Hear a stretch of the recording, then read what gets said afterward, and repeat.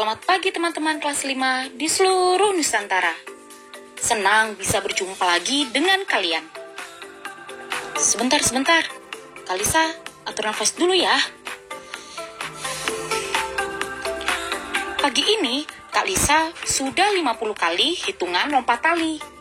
Bagaimana dengan kalian? Sudahkah kalian berolahraga? Kalau belum, yuk regangkan otot-otot kita terlebih dahulu. Seperti ini nih. Kedua tangan diangkat ke atas, lalu ke kiri, ke kanan.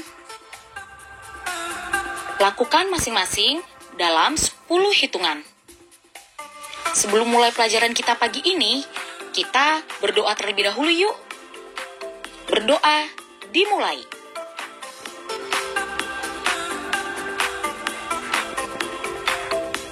Nah, sebelum kita mulai pelajaran, kalian siapkan dulu ya buku dan alat tulisnya. Kak Lisa mau ambil minum dulu nih. Haus.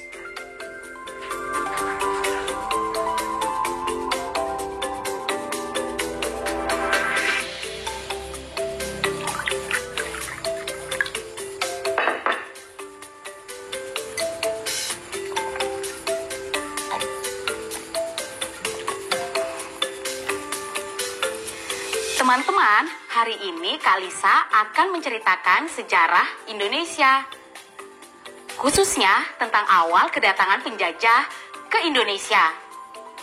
Nah, kalian mau dengar gimana ceritanya? Sebelum itu, kita sama-sama simak yang berikut ini yuk. Ayo membaca. Coba teman-teman perhatikan gambar pada sampul bacaan ini. Alat transportasi apa yang digunakan oleh orang-orang pada gambar sampul bacaan ini? Kemudian, apakah yang sedang dilakukan dua orang yang tidak berseragam? Silakan tulis jawabannya ya di buku kalian masing-masing. Teman-teman tahu tidak?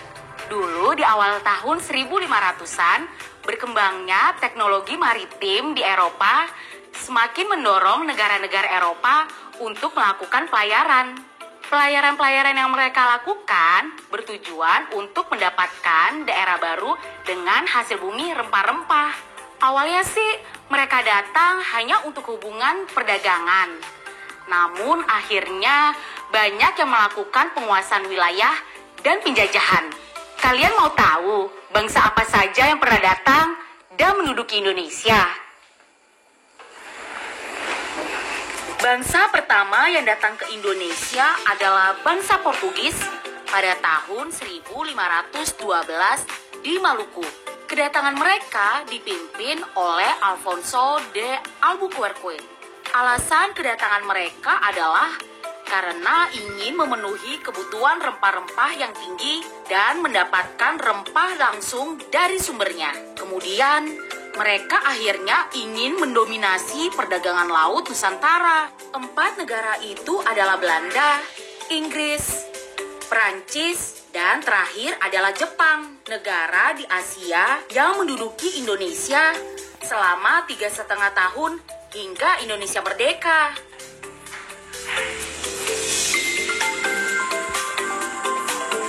Begitulah teman-teman, kekayaan alam Indonesia yang telah memikat bangsa lain untuk memiliki dan menguasainya. Nah, sebenarnya sih sampai saat ini penjajahan masih tetap ada. Baik yang menimbulkan peperangan bersenjata maupun tidak. Hah? Gawat dong Kak. Jadi kita masih dijajah. Kak, cepetan Kak telepon Mama Kak. Sini duduk dengerin dulu. Maksudnya bukan peperangan yang menggunakan senjata ya. Maksudnya gimana Kak?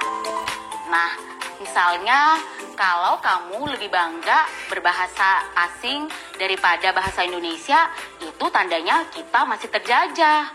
Nah, terus kalau misalnya anak muda lebih gemar menikmati budaya asing, seperti contohnya lagu asing, melebihi seni budaya Indonesia yang sangat kaya, itu tandanya kita juga masih tetap terjajah. Oh gitu ya Kak. Aku kayak gitu nggak ya? Nah, satu lagi, kalau misalnya kamu lebih bangga untuk berbelanja produk asing daripada produk buatan negara kita sendiri, itu tandanya kita sedang terjajah dari segi ekonomi. Nah, teman-teman, setelah mendengar cerita Kak Lisa tadi, sekarang kita jawab pertanyaan-pertanyaan berikut ini yuk. Apa tujuan pelayaran yang dilakukan negara-negara Eropa? Ya, mereka datang ke Indonesia untuk mencari rempah-rempah. Apa yang memikat negara-negara untuk datang ke Indonesia dan kemudian menjajah Indonesia? Ya, mereka datang ke Indonesia untuk menguasai daerah baru dan memiliki kekayaan rempah-rempah. Apakah alasan Jepang menguasai Indonesia? Ya, mereka datang ke Indonesia untuk menguasai Indonesia dan mencari dukungan serta kekayaan untuk perang. Apa yang harusnya kita lakukan agar tidak dijajah lagi? Tentu saja dengan belajar sungguh-sungguh agar bisa memberikan manfaat bagi negara tercinta kita. Nah, sekarang kamu mau bantuin kakak nggak habis ini? Bantuin apa, Kak? Nah, nanti kakak kasih tahu. Sekarang saatnya kita belajar kosakata baru bersama Profesor Kata. Kata baruku. Halo adik-adik, bertemu lagi dengan Profesor Kata. Kata baru apa yang akan kita pelajari hari ini? Siapkan buku catatan kalian ya. Maritim. Maritim adalah mata pencaharian atau segala yang berhubungan dengan laut. Agraris. Agraris adalah mata pencaharian atau segala yang berhubungan dengan pertanian. Jajah. Jajah adalah menguasai dan melakukan tindakan pemaksaan kehendak pada bangsa atau negara lain. Penjajah. Penjajah adalah bangsa atau negara yang menguasai dan melakukan tindakan pemaksaan kehendak pada bangsa atau negara lain. Penjajahan. Penjajahan adalah perbuatan untuk menguasai dan melakukan tindakan pemaksaan kehendak pada bangsa atau negara lain. Itu tadi semua kosakata baru kita hari ini. Sampai jumpa. Ayo mencoba. Jadi, aku cuma disuruh baca 2 kalimat ini, Kak. Iya, baca yang keras ya. Terjadi kesepakatan Portugis dan Spanyol. Sesudahnya Spanyol meninggalkan Maluku. Stop. Kalimat pertama dulu ya, kita bahas satu-satu. Nah, teman-teman, coba perhatikan kalimat di bawah ini ya. Dalam kalimat yang tadi sudah disebutkan Franz, ada sebuah kata yang namanya kata konjungsi temporal. Apa itu kata konjungsi temporal? Kata konjungsi temporal adalah kata penghubung yang berhubungan dengan waktu. Nah, teman-teman, dari kalimat di bawah ini, apakah kalian bisa menebak yang mana yang termasuk kata konjungsi temporal? Benar, kata sesudahnya adalah kata penghubung yang berhubungan dengan waktu atau yang tadi kita sebut dengan kata apa? Benar, kata konjungsi temporal. Nah, kata konjungsi temporal itu ada 2, yaitu yang sederajat dan tidak sederajat. Kata sesudahnya dalam kalimat tadi termasuk kata konjungsi temporal yang sederajat. Sekarang kamu baca kalimat kedua ya. Johan menyelesaikan tugas sekolah dengan lanang. Selanjutnya mereka bermain sepak bola. Nah, teman-teman, coba tebak yang mana yang menggunakan kata konjungsi temporal. Aku tahu, Kak. Kata selanjutnya. Pintar. Kata selanjutnya juga termasuk kata konjungsi temporal yang sederajat. Nah, sekarang coba kalian tuliskan 5 contoh kalimat yang menggunakan kata konjungsi temporal sederajat pada buku kerja kalian masing-masing ya. Kalau kalian masih bingung, kalian bisa tanya kok ke guru kalian masing-masing. Selamat mencoba.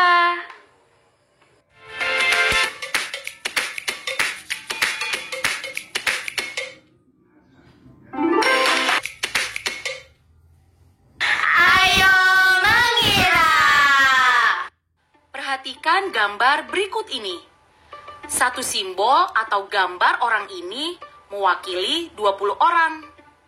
Nah, berikut ini adalah data perkiraan banyaknya pengunjung perpustakaan di hari Kamis dan Jumat. Kira-kira berapa orangkah yang datang pada hari Kamis dan hari Jumat? Kalian pasti bisa menjawabnya dengan mudah.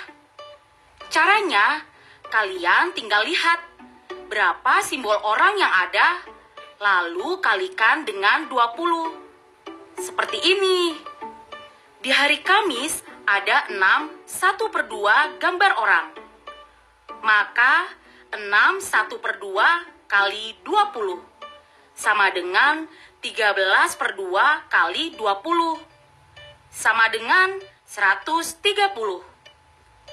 Jadi, pengunjung perpustakaan pada hari Kamis adalah 130 orang. Gampang kan? Lakukan cara yang sama untuk menghitung jumlah pengunjung di hari Jumat ya. Kemudian, tulis jawabannya di buku kalian masing-masing. Ayo menyimak. Masuk.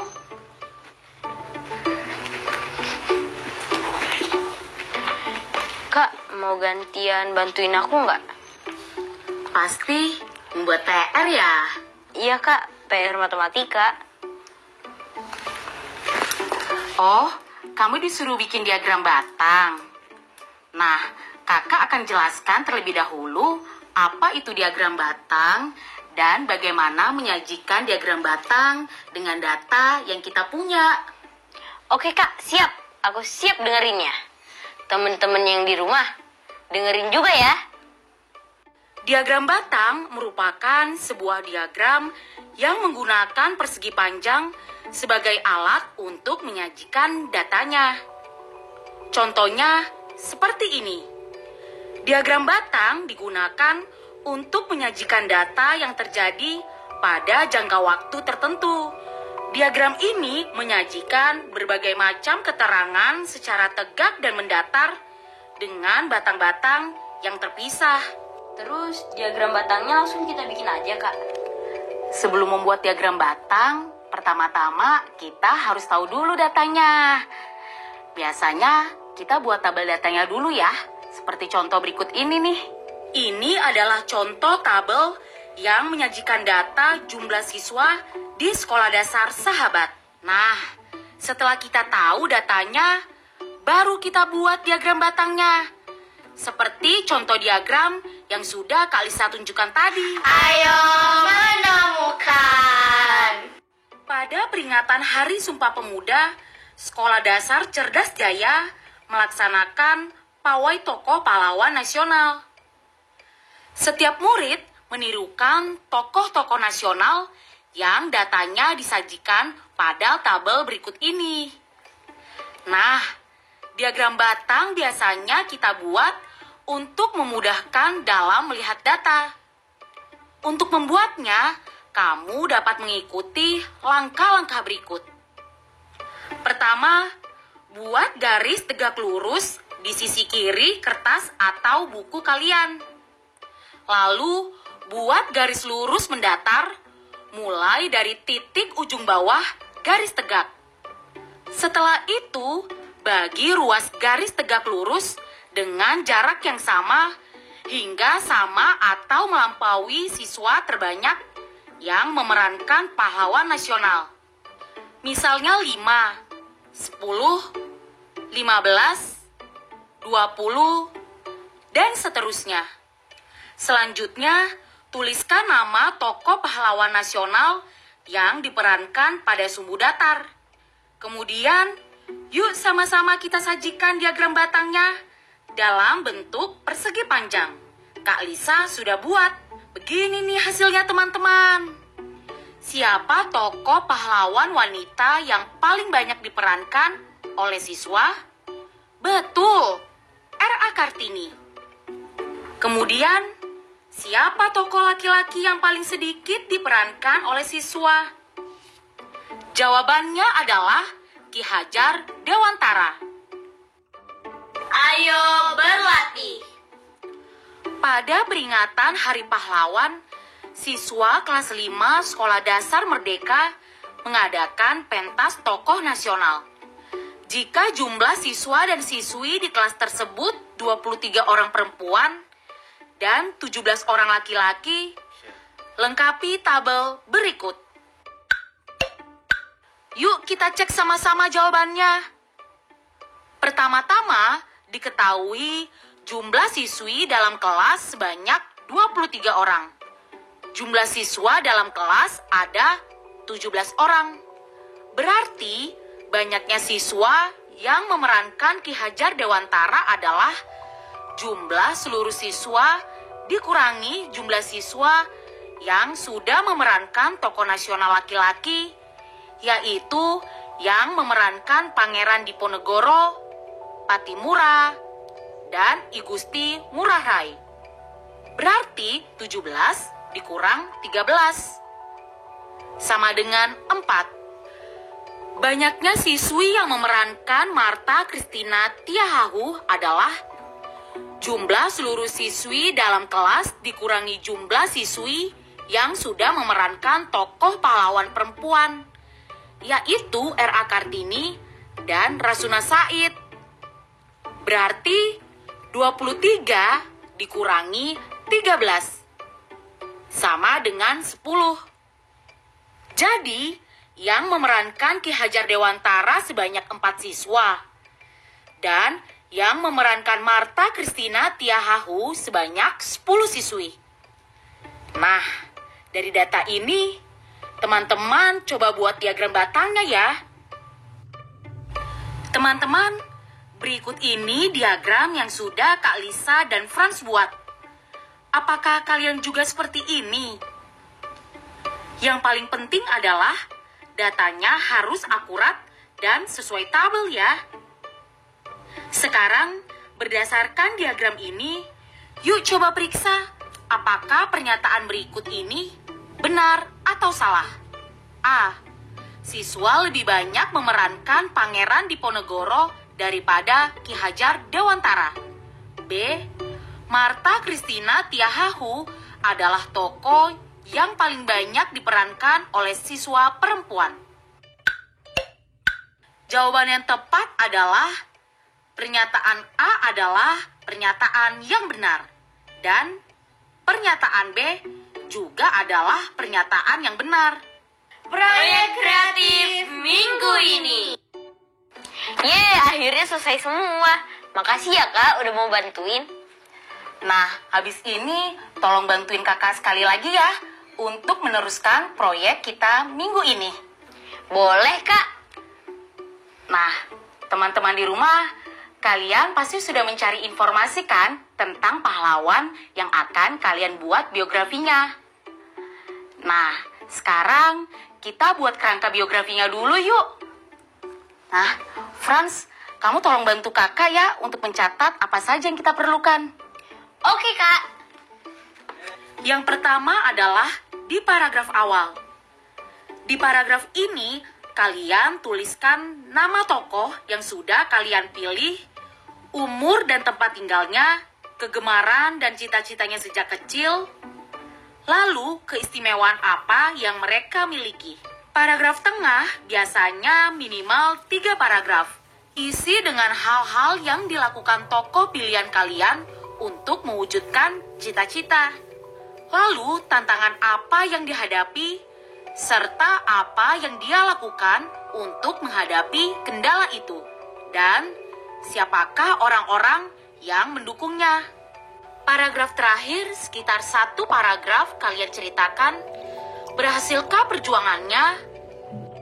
Udah kamu catat kan? Udah dong Kak. Sip, makasih ya. Kalau bekerja bareng kan, bisa jadi lebih mudah dan cepat. Tos dulu kita. Nah, sekarang kita sudah selesai belajar. Saatnya kita lakukan refleksi yuk. Refleksi.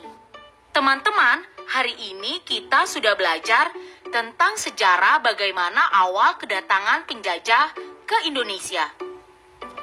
Kita juga belajar kosakata baru, yaitu kata maritim, agraris, jajah, penjajah, dan penjajahan. Kita belajar kata konjungsi temporal beserta contohnya. Lalu, kita belajar tentang apa itu diagram dan bagaimana cara membuat diagram batang. Gimana, Franz? Kamu seneng gak belajar dengan Kalisa hari ini? Seneng dong, Kak. Nah, teman-teman di rumah, bagaimana perasaan kalian? Apakah kalian senang, bingung, atau sedih? Kalau teman-teman sedih dan bingung, nggak apa-apa. Kita belajar lagi. Ya kan, Kak? Betul. Jadi, tetap semangat ya teman-teman. Sampai jumpa besok. Dah.